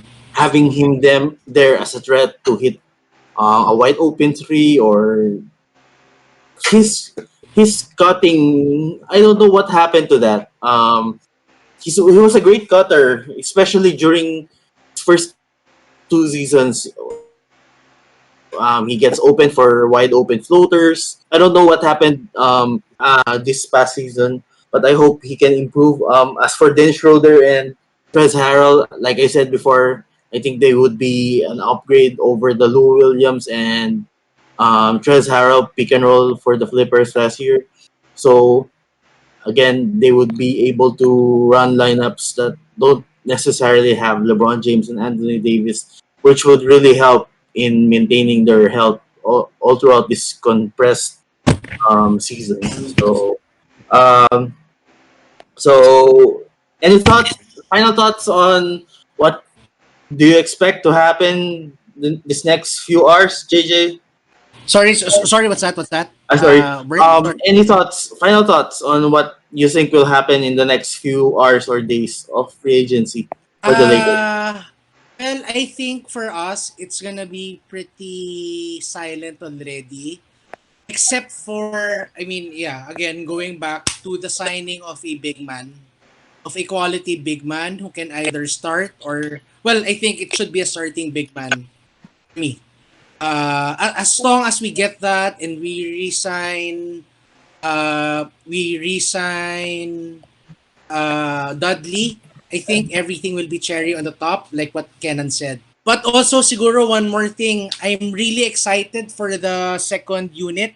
Come to think of it, right now, if you have Kuzma, Schroeder, Trez, Wesley Matthews, and another guy, another player there, that will be a pretty scary second lineup, Yeah, yeah. bench lineup for us.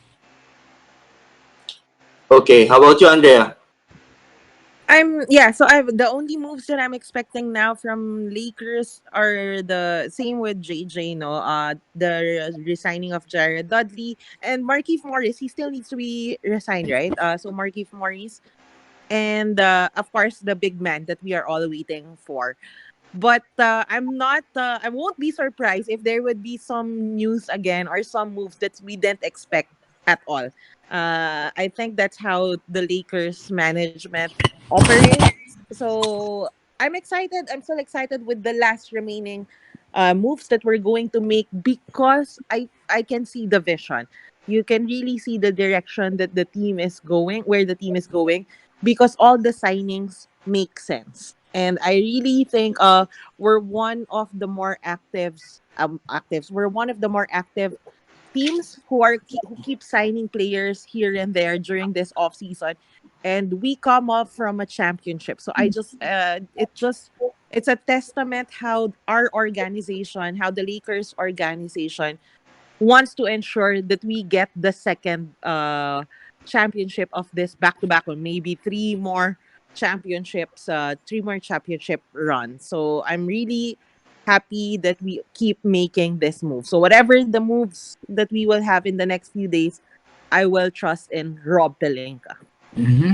So we should be careful using that not one, not two, not three, not four. we might we might be in trouble with that. So okay, Kenan, final thoughts. Oh man, I'm just excited for the season. I love the construction as it is, and I'm sure Rob's gonna bring in a couple of more impactful players. Mhm. I'm just excited for training camp.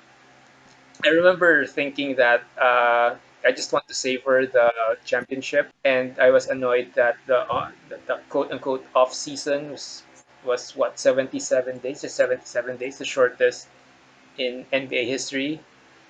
But right now I'm pumped. I'm super stoked for our first title defense.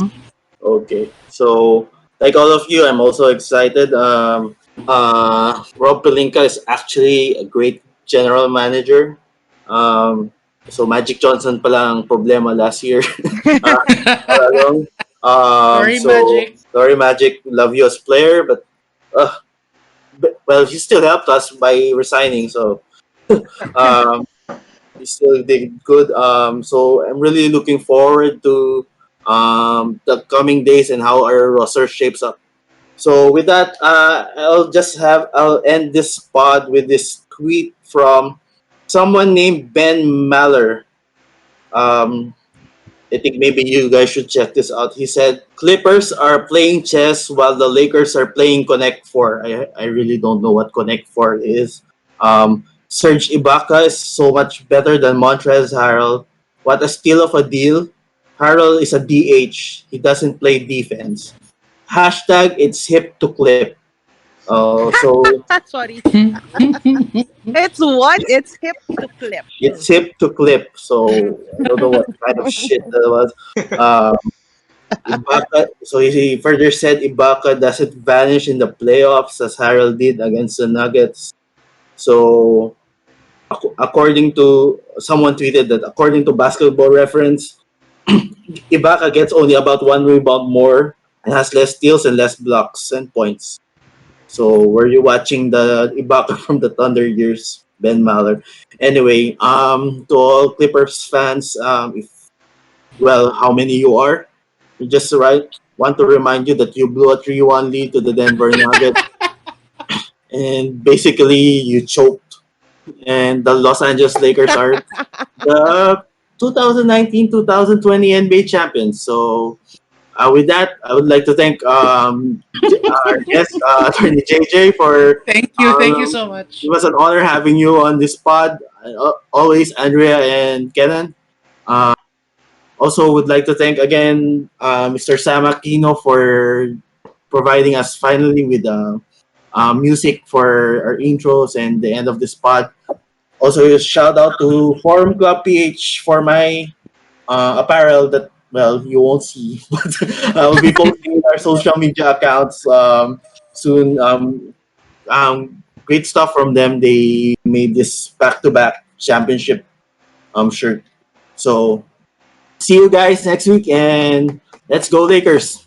That's Yes. good. Thank you so much for having me here, guys. Enjoy. Okay. Thank you. Bye Thank bye. you. See you. Bye. Hi. If you enjoyed listening to this podcast, please consider following us on our social media as well. We are at Lakers Nation _PH on both Twitter and Instagram, and Lakers Nation Philippines on Facebook. Thank you.